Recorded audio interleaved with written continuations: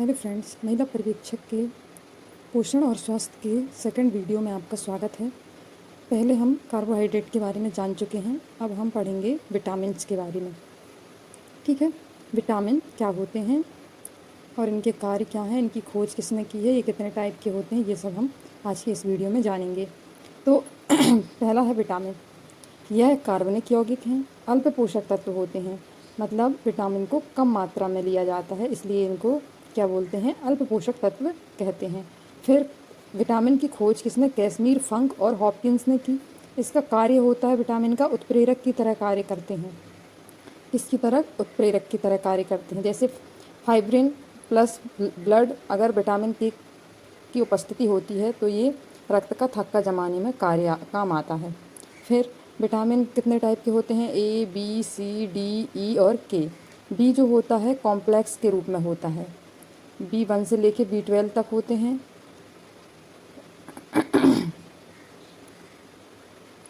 देखो B4 और B8 और B10 और B11 ये नहीं होते, ऐसे याद रख सकते हैं।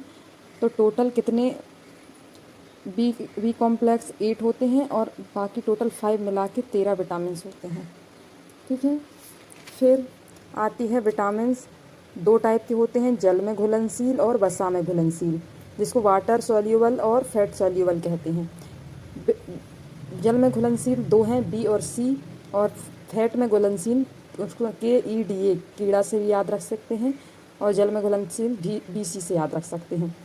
फिर इनके रासायनिक नाम होते हैं, विटामिन ए का रेटिनॉल, सी का एस्कॉर्बिक अम्ल, डी का कैल्सीफेरॉल, ई का टोकोफेरॉल, के का नेप्टोक्यूनोन या फाइलोक्यूनोन। फिर यहाँ B1 को बोलते हैं थायमीन, B2 को राइबोफ्लेविन, B3 को नियासिन, B5 को पेंटोथेनिक, B6 को पायरोडॉक्सिन, B7 को बायोटीन, B9 को फॉलिक एसिड और B12 को साइनोकोबालामाइन। ठीक है, ये होगा इनके नाम, रासायनिक नाम। ठीक है, अब हम विटामिन ए से स्टार्ट करते हैं। विटामिन ए का रासायनिक नाम क्या है, रेटिनॉल। विटामिन ए का रासायनिक नाम रेटिनॉल है। ये वसा में घुलनशील हैं। ठीक है, फिर कार्य क्या करते हैं, WBC का निर्माण और प्रतिरोधक क्षमता, इम्यूनिटी में विटामिन ए का कार्य है। ठीक है, फिर यहाँ वो दिया है, या जो तुम्हारी आई होती है शंकु कोशिका और रोल सेल से मिलकर बनी होती है, कौन सेल और रोल सेल से। अगर शंकु कोशिका उजाले में काम आती है और शलाका कोशिका अंधेरे में। ऑप्सिन प्रोटीन रिलीज करती है और ये रिडोप्सिन प्रोटीन रिलीज करती है। उल्लू में मादा होता है, उल्लू में ज़्यादा होता है, ये ज़्यादा है, उल्लू में ज़्यादा होता है क्या, रिडोप्सिन प्रोटीन, इसलिए उन्हें अंधेरे में भी दिखाई देता है। ऑप्सिन प्रोटीन विटामिन ए की उपस्थिति में रिडोप्सिन उत्पन्न करती है। अगर विटामिन ए कम हो जाता है तो रतौंधी रोग होती है। ठीक है, फिर और इनके रोग देख लो रतौंधी से। कोरोनियल जेरोसिस, रतौंधी हो गया एक कोरोनियल जेरोसिस, आँखों का पानी सूख जाता है इस बीमारी में। जीरोथेलिमिया, आँखों की रोशनी कम हो जाती है। सिस्टिक फाइब्रोसिस, फेफड़ा सांस लेने में, सीलिएक रोग, छोटी आंत, उल्टी दस्त होती हैं। एम्ब्रियो यानी भ्रूण विकसित नहीं, भ्रूण का है विकसित, हृदय, फेफड़ा, लीवर, त्वचा एवं हड्डी का कमज़ोर होना, ये सब रोग क्या से होते हैं, विटामिन ए से। देख लीजिए आप और नोट कर लीजिए।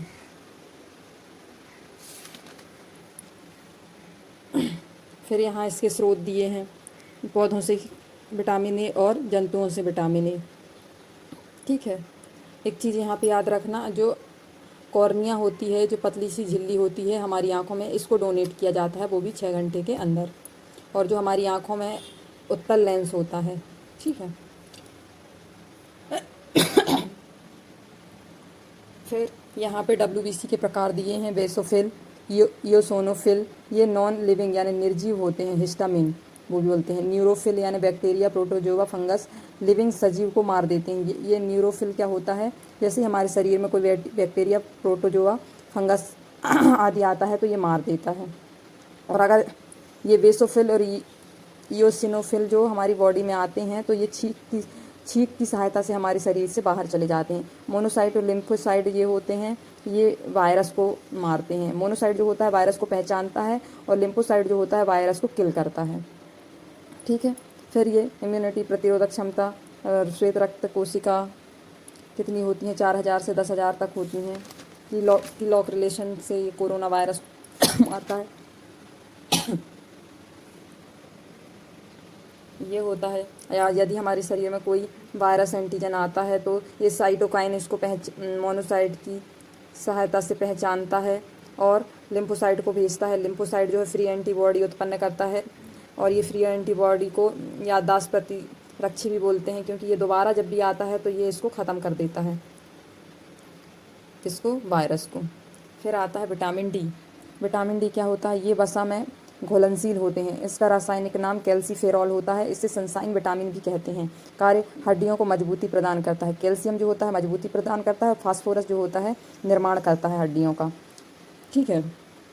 फिर विटामिन डी परावैंगिक स्रोत जो है, परावैंगिक किरणें, UV rays plus skin dehydro cholesterol, liver और यकृत में एक्टिवेट होते हैं। अगर हमारे शरीर में जैसे ही प्रकाशीय किरणें पड़ती हैं, ये लीवर और किडनीज में जाती हैं तो क्या होता है, विटामिन डी एक्टिवेट हो जाता है। किडनी और लीवर एक्टिवेट होते हैं और विटामिन डी प्राप्त होता है।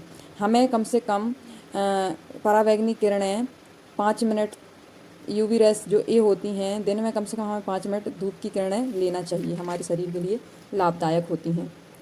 फिर परावैंगिक किरणें 3 टाइप की होती हैं, UV A, UV B, UV C. UV A क्या होती हैं, धरती पर आती हैं, विटामिन डी देती हैं और टैनिंग देती हैं। और यूवी बी ओजोन परत को छिद्र करते हुए धरती पर आती हैं और स्किन कैंसर जैसी बीमारी देती हैं। और जो यूवी सी होती हैं, जो रेस होती हैं, वो पृथ्वी पर नहीं पहुंच पाती हैं।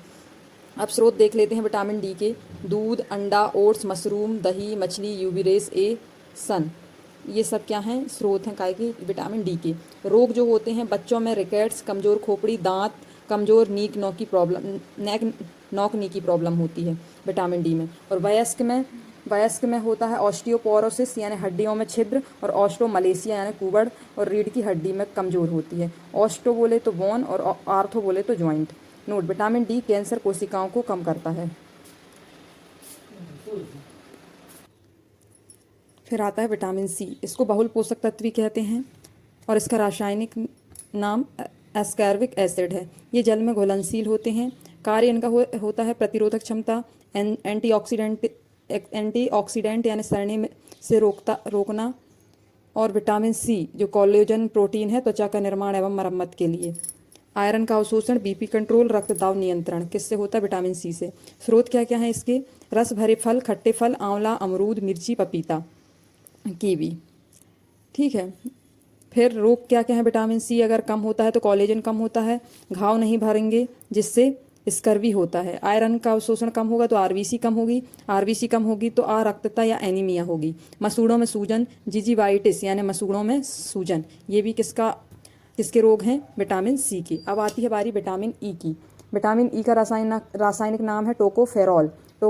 यह वसा में घुलनशील होते हैं। कार्य है एंटीऑक्सीडेंट, सड़ने से रोकता है, रुधिर वाहिनियों को चौड़ा करने का कार्य करता है, गर्भपात के खतरे को कम करता है, ब्रेस्ट कैंसर से बचाता है, प्रोलैक्टिन हार्मोन को नियंत्रित करता है।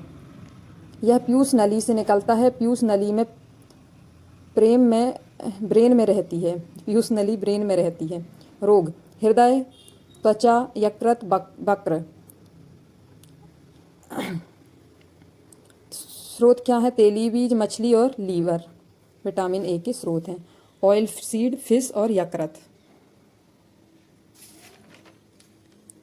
फिर आता विटामिन के। इसको नेफ्टोक्यूनॉन बोलते हैं। वसा में घुलनशील होते हैं। कार्य क्या है, रक्त का थक्का बनाने में मदद करना, प्लाज्मा प्रोटीन, प्रोथ्रोम्बिन और फाइब्रोजन। यह प्लाज्मा प्रोटीन बनाने में मदद करता है, रक्त का थक्का जमाता है। इसमें एक खनिज होता है कैल्शियम।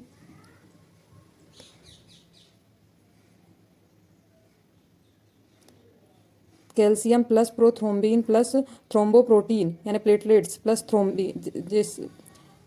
थ्रोम्बिन बनाते हैं। थ्रोम्बिन और फाइब्रोजन मिलकर थ्रोम्बिन की उपस्थिति में रेशा बनाते हैं फाइब्रिन प्लस ब्लड की उपस्थिति में फाइब्रिन और ब्लड विटामिन के की उपस्थिति में ब्लड क्लॉटिंग करते हैं। ब्लड क्लॉटिंग मतलब रक्त का थक्का।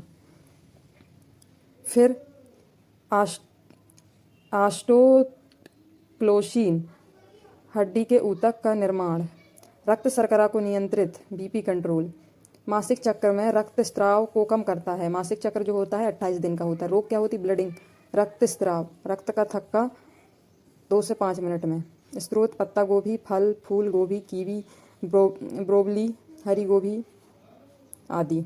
मतलब विटामिन के जो है इसकी सोर्स हैं हरी सब्जी। छोटी आंत bacteria, E coli bacteria. Vitamin K, vitamin K1, vitamin K2।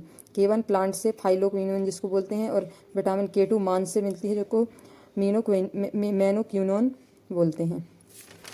फिर आता है बी कॉम्प्लेक्स।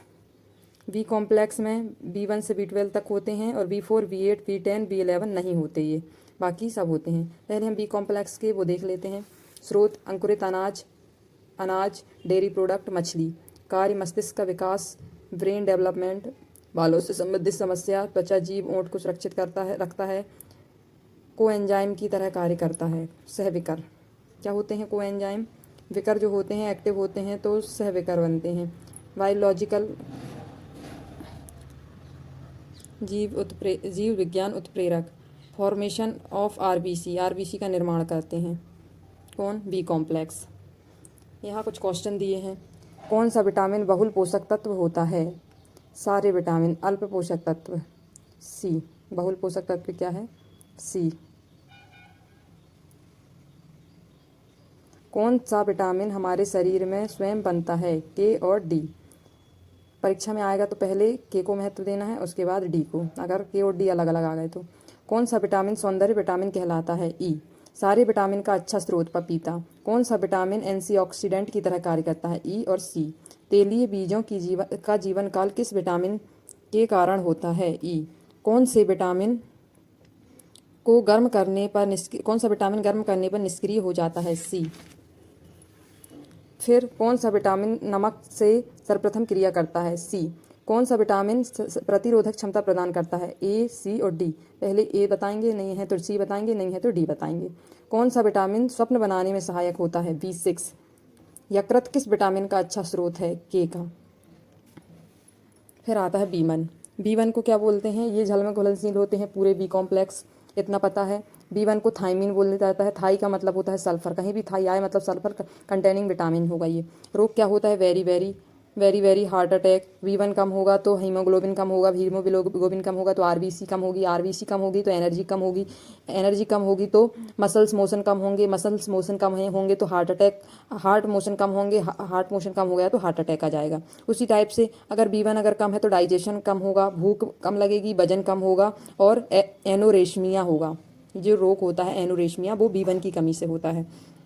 फिर B1 कम होगा तो मेमोरी कम होगी तो इमोशन कम होंगे। फिर यहाँ हार्ट फेल की प्रोसेस दी है, 2 टाइप की होती है, हार्ट अटैक और कार्डियो अरेस्ट। इसमें परिसंचरण समस्या होती है, जिससे मतलब अपने परिसंचरण तंत्र में जो होता है क्या होती है, ब्लड क्लॉट्स जम जाते हैं कोरोनरी धमनी में, तो उसमें जो बाईपास सर्जरी की जाती है, यहाँ से जैसे यहाँ ब्लड क्लॉट्स जमे हैं, यहाँ से कट लगा के, यहाँ से उसकी नली को खोल के यहाँ कट लगा के हार्ट तक ब्लड को भेजा जाता है, ये बाईपास सर्जरी होती है। और हृदय स्पंदन समस्या, कार्डियो अरेस्ट। फिर आता है vitamin B2, riboflavin, yellow vitamin भी बोलते हैं B2 को, जल में घुलनशील, ये तो पता है। काऊ मिल्क येलो होता है, B2 राइबोफ्लेविन और बीटा कैरोटीन ये पिगमेंट है।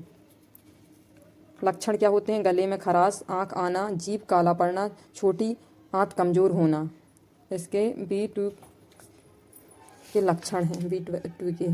फिर आता है B3, इसको क्या बोलते हैं? नियासिन के रोग क्या हैं? दस्त, डायरिया, दस्त जिसको बोलते हैं भावना या दस्त में कमी आना, चर्म रोग और डेड, मतलब ये 3 डिसीज होते, 3 डिसीज बोलते हैं इसको, 3 डिसीज भी बोलते हैं, जिसको पैलेग्रा बोला जाता है।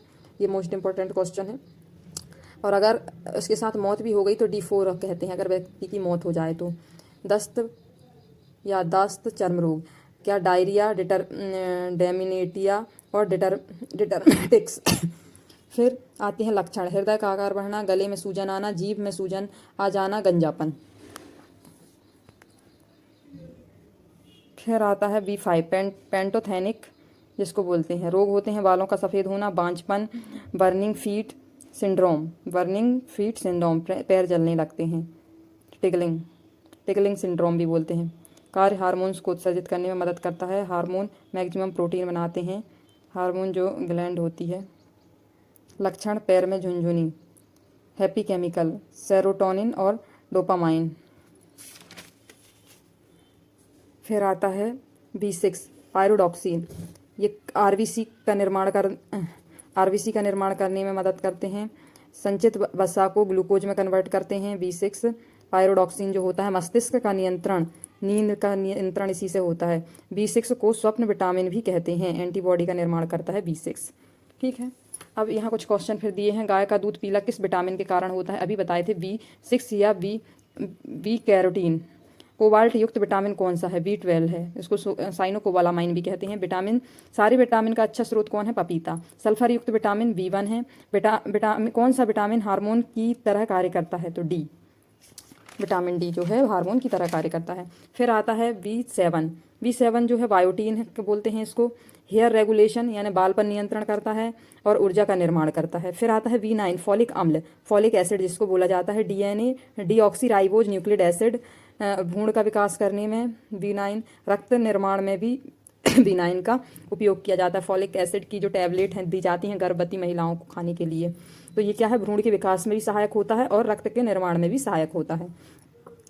ठीक है, फॉलिक एसिड जो होता है आयरन कंटेनिंग विटामिन होता है फॉलिक एसिड। फिर आता है B12 क्या होता है? साइनोकोबालामाइन, आयरन का अवशोषण होता है, इससे रक्त का निर्माण होता है। ये भी आयरन कंटेनिंग विटामिन है। ठीक है, इससे रक्त का क्या होता है? निर्माण होता है। जैसे अगर एक चीज़ और याद रखना, B1 आया तो सल्फर है, B9 में आयरन और B12 में कोबाल्ट और B3 और B6 में नाइट्रोजन। बस इतना ही आज के लिए। कल हम पढ़ेंगे प्रोटीन। ठीक है, अगर आपको इसके नोट्स चाहिए हों तो आप कमेंट में बताइए, मैं आपको इसके नोट्स प्रोवाइड करा दूँगी। कल हम आपको बताएंगे प्रोटीन। तो आप ये विटामिन पूरे कंप्लीट कर लीजिएगा और जो जहाँ आपको समझ ना आया हो प्लीज़ मुझे बताएं, ताकि मैं आपको उसको और अच्छे से समझाने की कोशिश करूं। क्योंकि अभी मेरा नया है तो मुझे समझाने में थोड़ी प्रॉब्लम हो सकती है। अभी मेरा बस शुरुआत है, ये मेरा सेकंड वीडियो है, तो प्लीज़ आप इसको लाइक, कमेंट और सब्सक्राइब ज़रूर करें। Thank you.